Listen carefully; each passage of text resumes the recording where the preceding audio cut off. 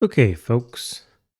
I replaced, so I'm background for folks who haven't seen the other coding videos. Uh, what I'm building is a read it later style app. The overall app is pretty straightforward. What it's going to do is you will submit a URL and it will save an offline copy of the URL so that you can read it at your leisure.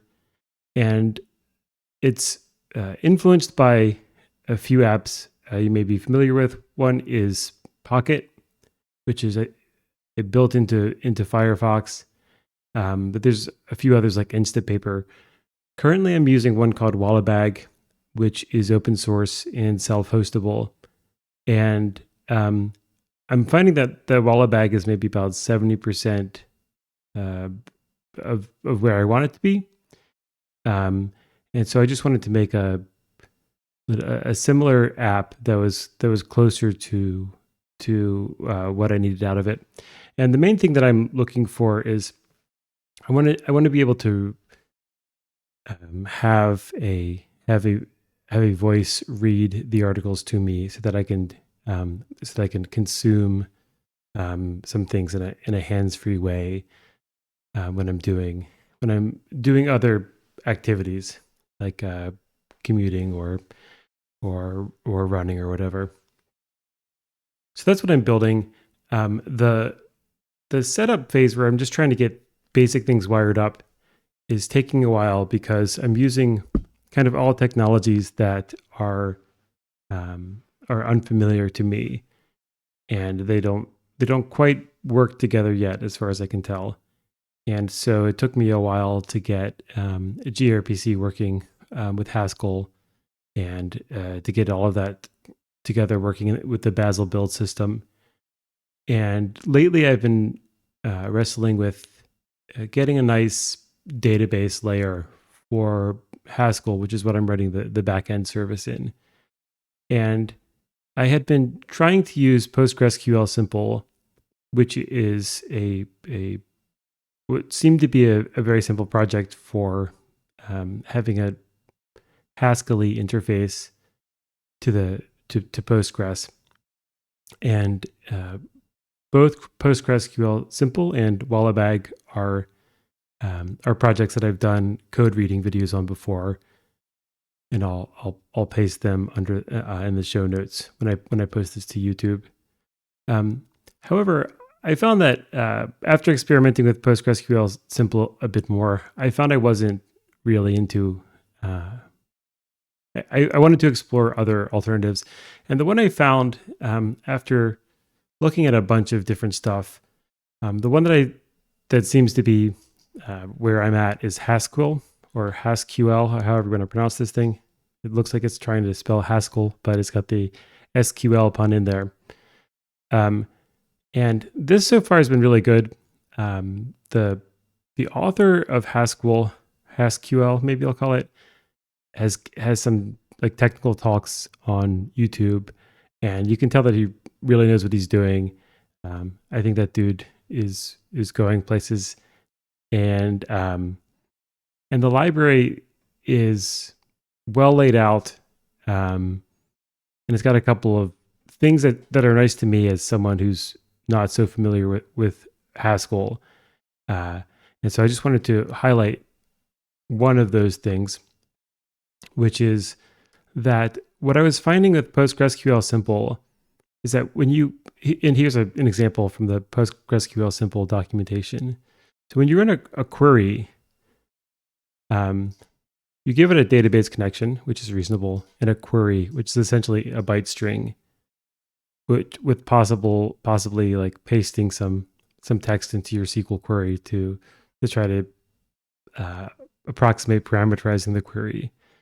But what it returns is an IO of a list of R, and R is essentially something that implements the from row interface. And I was having a hard time with this, and I've been trying to think about what it is about this setup that doesn't quite seem right to me.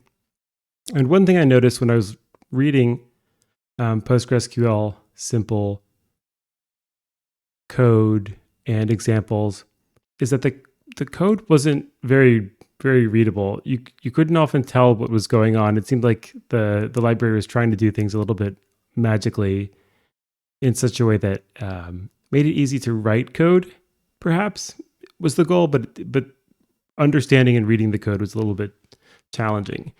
And so what I realized is that I think that what's going on is that returning something like a from row of R is a little bit like returning a Java object.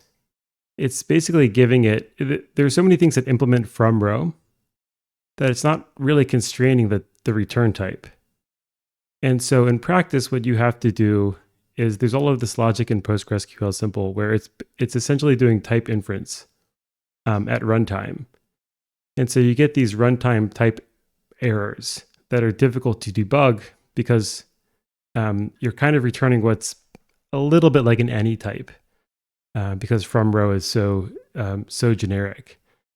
And so I think that's the thing that I think that's the thing that was making me feel uneasy with this library. And then the alternative here, the way that Hasql does things is not entirely different, but different enough. So instead of making the return type something that's really only visible from when you call query, because the query itself is just a string, the connection has nothing to do with the return type. So the first time you get anything about a return type is here from the query, and it's insufficiently constrained in my opinion. With Hasql, the constraint comes in the statement. So instead of query, we get this thing that they call a statement. I'm not entirely clear on how statement as a function is different from. Sorry, I think this is the data type. I think, and the lowercase statement up here is a function that's part of session as opposed to part of the statement module. So all of that's a little bit confusing. But at any rate, what we get is that this statement has the input and output types. So this is some statement that's going to return an int64. And so we have the return value here in the statement. And then when you run it, that gives you more of a constraint on what can be returned. And so using my example task queue thing, I have this statement which is going to take no parameters, which is what the empty parens is about. And then it's going to return a list of ASON values. ASON is the Haskell JSON library that everyone uses. And so this is telling me that the thing that's going to be returned by Postgres is JSON. So this is the JSON B column that I was trying to get to work with postgresql-simple, I think in the last video. And so once I have this statement, I can just have this function, which is going to acquire a connection to my database. I guess I can't highlight that. And then we're going to get the connection result back. And then we're just going to do a case analysis. The connection has explicit error handling. So I think if we go back to PostgreSQL-simple, there's no error types in the query. So you can't tell from the query that it might raise an error. And so I think what it does is actually raise a runtime error with some information in it. I think this is nicer. Where is it? Yeah. Okay. So what acquire returns should be in either object essentially, and then you do a left-right case analysis on it. So let's just verify that. See if we can find either, or rather, let's see if we can find acquire. Yeah, so it's going to return an IO of either connection error or connection. And that gives us better, in my opinion, error representations. So these are just kind of little things that that make it nicer from my perspective. And one thing I've noticed about library writers in general is that some there's like a distinction between people who some libraries really seem to want to emphasize the idea that you can get a lot done with a little bit of code, or that they want to minimize the amount of code you have to type up. And this is kind of this is also done in languages too. So, for example, one of the reasons Python is a relatively nice language to learn first is that you have to do relatively little typing. But what I find is that the if you try to minimize typing, it's usually readability and comprehensibility and tooling that is sacrificed, because the tooling, if the code's not so readable, the tooling typically can't read it either. And so what I really like is a library that focuses on making the code like readable, possibly at the expense of being a little bit more verbose, possibly requiring you to type up a little bit more. And so having the error handling explicit is just one example of that. Okay, at any rate, so we're gonna take the write branch, and with the connection, we're gonna use do notation to whatever the session thing is doing, presumably starting a session. And then we run the session with the connection and get the result. But we know now that the result is typed. We don't have to like retype it. Right? At least I think that's the case. And then the result is also an either. And so we do another case analysis and possibly print it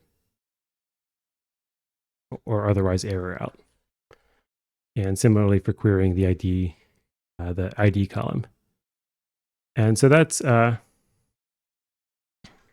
Hasql. And so if I run this, it actually contacts the database. It gets these two objects, which I just inserted into the JSON-B column as example text to just try to verify that I was getting JSON back.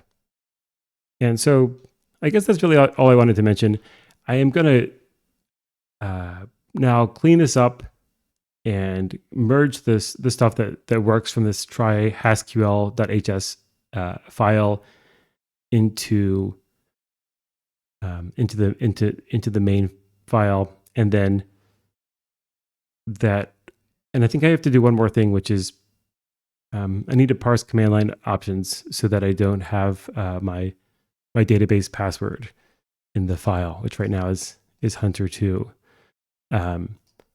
And I think when I was doing this in the previous video, I ran into some difficulty. I don't quite remember what it was with opt parse applicative, and hopefully I can get around that today. So that said, I think I'm going to work a little bit in silence here. I will hang out, let you folks watch what I'm doing, but I'll probably just put something chill in the background. I haven't figured out music licensing. I would like to be able to, when I do something like listen to music, I would like to be able to have that on stream. But for the time being, it's just going to be on my other monitor and not audible. So it's just going to be silence, unfortunately. But if you want to watch and kind of see how I put how I take this and do the next stage, which is a slightly cleaned up version of this, as a starting point to finally implementing some of the real logic that talks to the database, then you're free to hang out.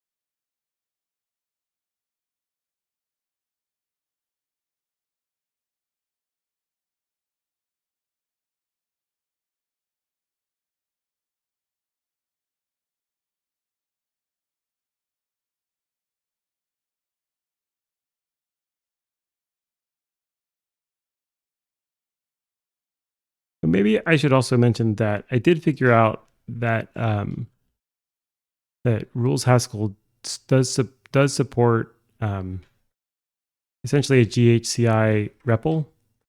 Now, it's not actually a REPL.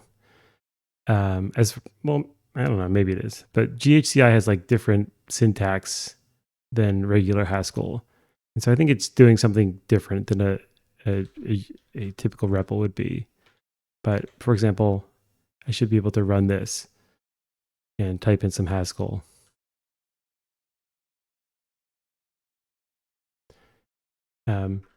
So that's pretty cool. The downside though is that because of the issues with linking always link files, I can't have a REPL that depends on gRPC.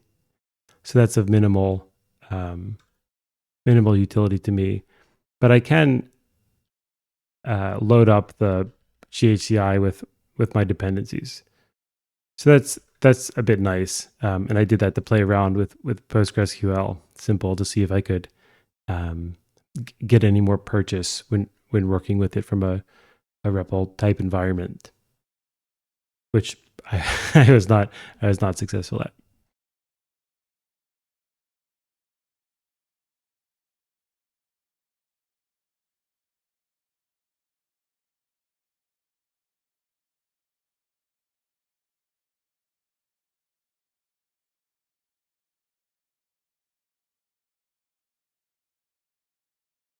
And then maybe the final thing I will mention is that if I understand correctly, Hasql doesn't use the libpq library. That was kind of a hassle to figure out. So if you watch the PostgreSQL videos, you'll recall that the PostgreSQL-simple depends on another Haskell Postgres library, and this other library is like a thin wrapper around the libpq library, which is part of Postgres itself, distributed as part of Postgres, and and that was like a hidden dependency that I kind of had to work around, and for whatever reason, because of the way that the Haskell binary and Haskell rules are implemented, they tell Bazel that they want everything to unconditionally recompile very often instead of using the cache, and so I kept having to recompile Postgres, which was not so fun. But my understanding is that Haskell essentially implements the Postgres protocol from scratch in Haskell, I believe, and according to them, the libpq library has a few design decisions that don't really scale very well, and so Haskell claims that their implementation is significantly faster than the libpq one. So hopefully that's an additional benefit. Faster is good, but just since this is a demo app, the thing I care a little bit more about is not having to recompile Postgres every time I try to run something, and not having that kind of dependency around in a hacky way.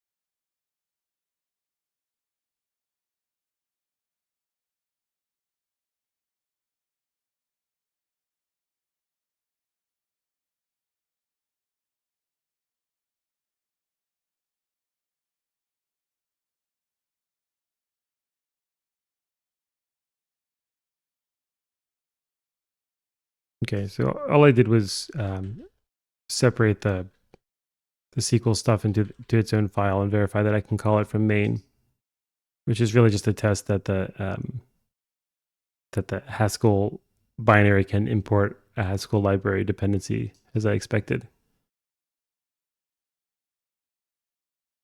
I guess the next thing I want to do is clean up some of these statements.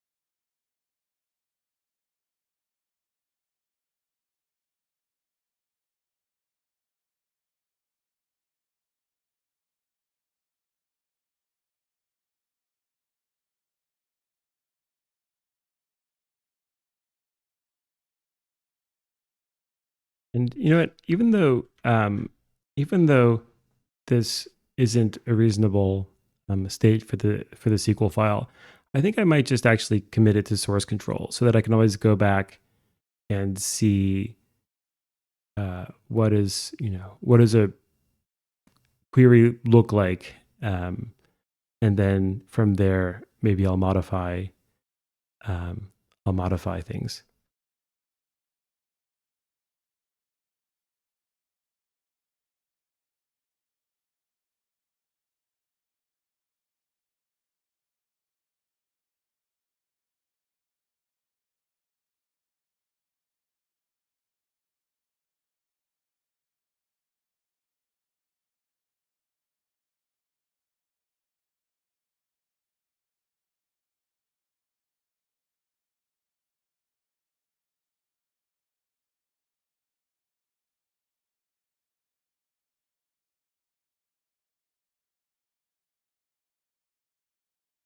So for Haskell and really all Haskell libraries, it would be really nice to have examples.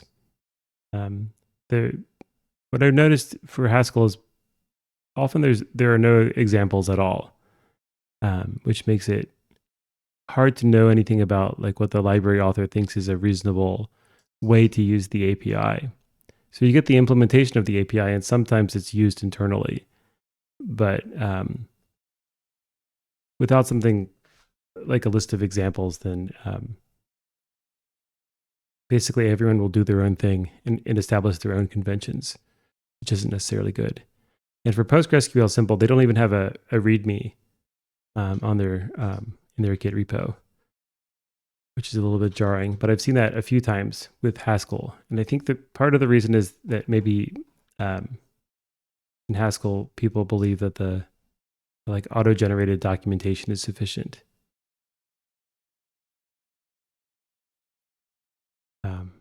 But while that's nice, it's usually much nicer to have a few different types of documentation that serve different purposes.